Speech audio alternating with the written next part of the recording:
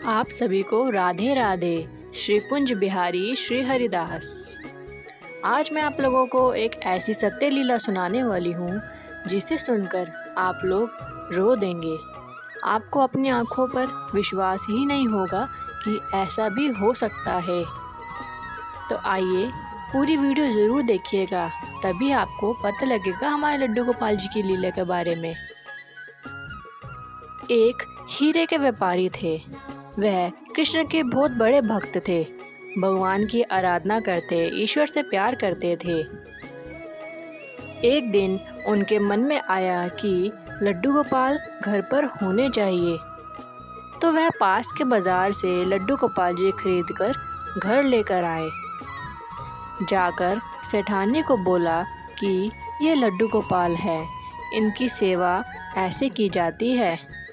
उनको सभी सेवा के नियम बताए कि उन्हें भोग लगाना, स्नान कराना इत्यादि। ये सभी चीज़ें सेठानी को बताई। इनसे बात भी की जाती है, तुम इनसे बातें भी करना, ये भी बात करेंगे तुमसे। यह सभी चीज़ें उन्होंने अपनी पत्नी को बताई। परंतु सेठानी बहुत ज़्यादा आलस से भरी हुई थी। वह अपना काम तभी करती जब उसका मन करता।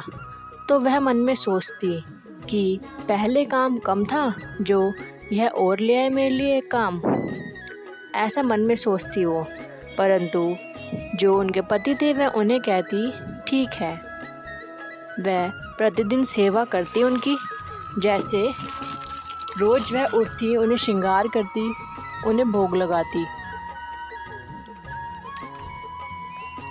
सेठ जी एक दिन बाहर जाना था उन्हें, तो वह सेठ जी बोलते हैं कि मैं कुछ दिनों के लिए बाहर जा रहा हूँ, तुम लड्डू गोपाल जी का अच्छे से ध्यान रखना और उनकी सेवा नियम से ही करना। यह बात सुनकर उनकी पत्नी को थोड़ा आश्चर्य हुआ, परंतु उन्होंने कहा ठीक है। जब उनके पति बाहर गांव चले गए, तब उन्होंने सुबह उठ के उनकी सेवा करी। पर 2 दिन बाद वह सोची, ये क्या मुसीबत है कि मुझे रोज़ सुबह उठ के इनकी सेवा करनी पड़ती है। कहाँ मैं पहले इतने आराम से उठा करती थी, अब मुझे इनकी रोज़ सुबह उठकर सेवा करनी पड़ती है। इनके लिए मुझे सुबह जल्दी उठना पड़ता है। तो वो एक दिन क्या करती है, अपने घर के बगीचे में लड्डू गोपाल जी को दबा देती है। और जब सेठ जी वापस आते हैं तो सोचती है मैं कह दूंगी कि वह कहाँ चले गए, मुझे नहीं पता।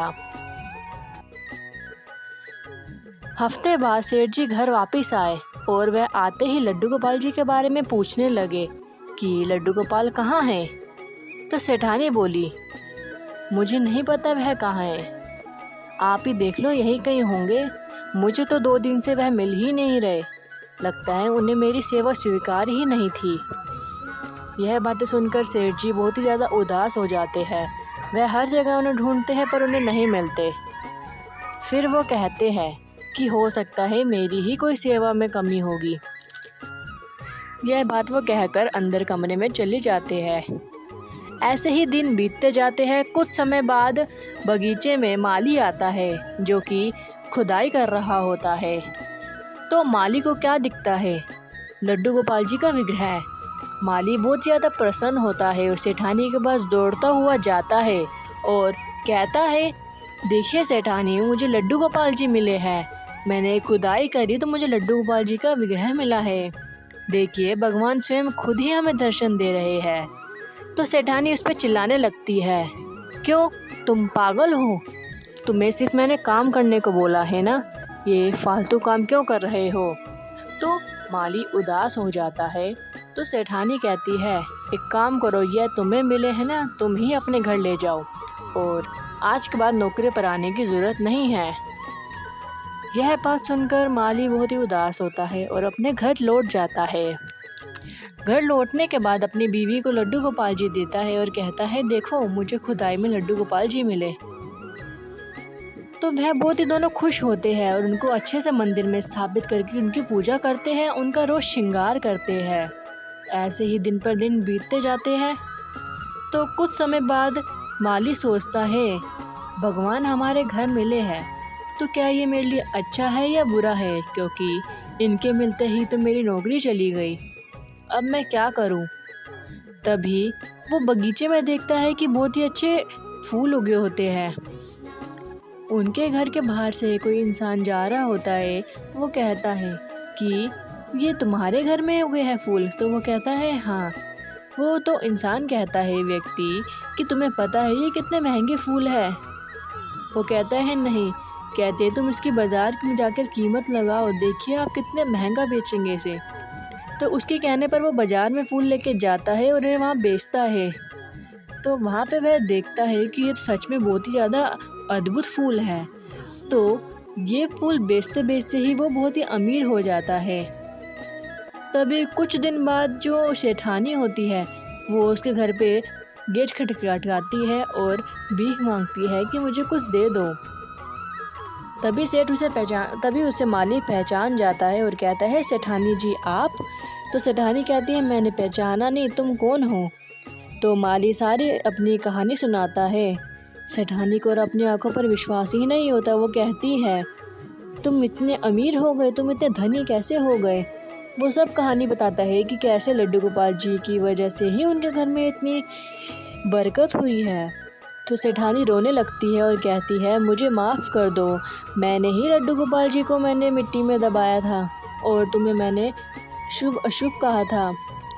तो माली बोलती है कि लड्डू गोपाल जी के खोने के बाद उनके सेठ जी जो है उनका भी ध्यान तो हो गया, वो सिर्फ उन्हीं के बारे में सोचते रहते थे और मेरे बच्चों ने भी मुझे घर से बाहर निकाल दिया। मेरी ही गलती है सब, ना या मैं ऐसा करती ना ही कभी ऐसा होता। तो माली कहता है कोई बात नहीं, अगर उस दिन आप लड्डू गोपाल जी को मुझे ना देते तो शायद मैं आज इतना अमीर नहीं होता। आप भी हमारे घर में रह सकते हैं, लड्डू गोपाल जी की सेवा करिए। तो देखा आप लोगों ने हमारे लड्डू गोपाल जी की लीला, वह कितने प्यारे हैं, अपनी लीला से सबको मोहित कर ही लेते हैं। भगवान पर विश्वास रखिए, आज नहीं तो कल सब कुछ अच्छा ही होगा और जो होता है अच्छे के लिए ही होता है। वीडियो अच्छी लगी हो तो प्लीज़ लाइक शेयर कमेंट ज़रूर करिएगा। कमेंट में राधे राधे लिखना ना भूलिएगा। राधे राधे। मिलते हैं अगली वीडियो में।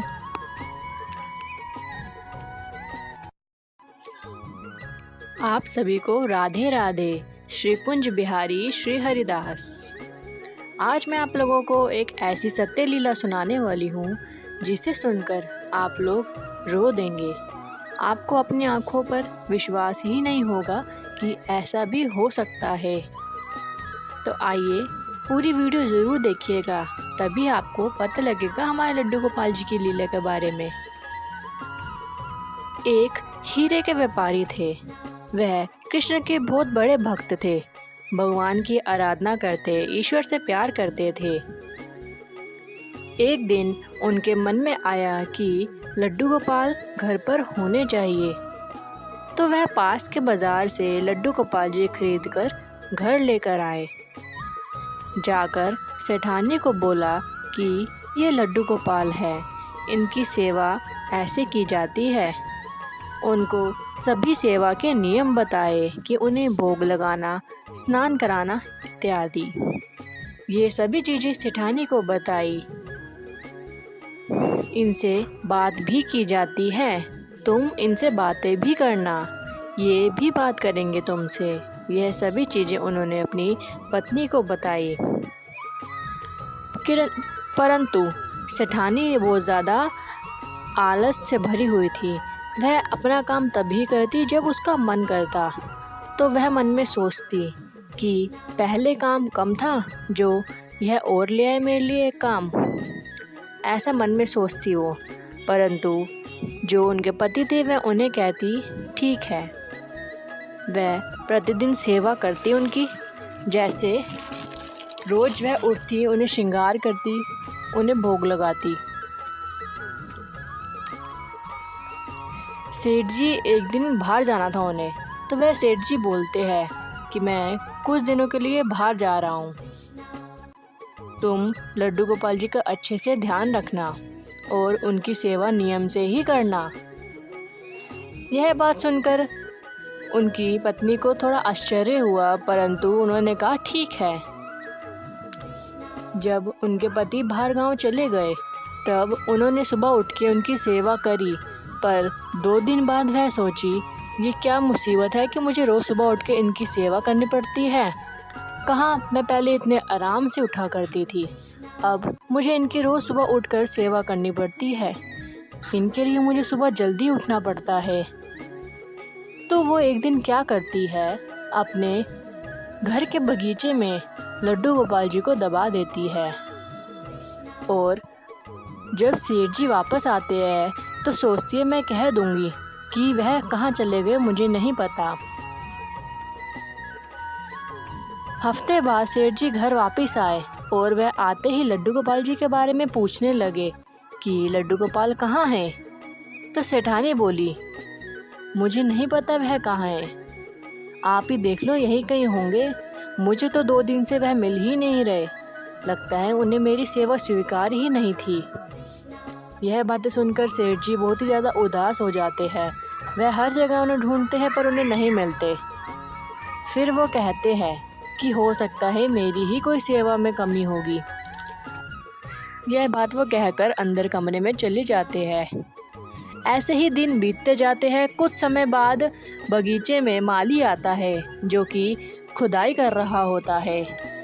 तो माली को क्या दिखता है, लड्डू गोपाल जी का विग्रह। माली बहुत ज़्यादा प्रसन्न होता है और सेठानी के पास दौड़ता हुआ जाता है और कहता है देखिए सेठानी, मुझे लड्डू गोपाल जी मिले हैं। मैंने खुदाई करी तो मुझे लड्डू गोपाल जी का विग्रह मिला है। देखिए भगवान स्वयं खुद ही हमें दर्शन दे रहे हैं। तो सेठानी उस पर चिल्लाने लगती है, क्यों तुम पागल हो, तुम्हें सिर्फ मैंने काम करने को बोला है ना, ये फालतू काम क्यों कर रहे हो। तो माली उदास हो जाता है।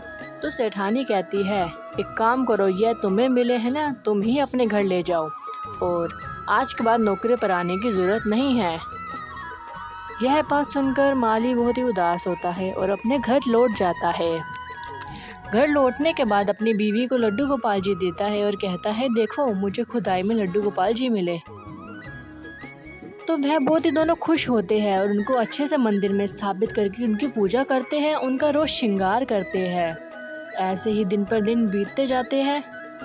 तो कुछ समय बाद माली सोचता है भगवान हमारे घर मिले हैं तो क्या ये मेरे लिए अच्छा है या बुरा है, क्योंकि इनके मिलते ही तो मेरी नौकरी चली गई।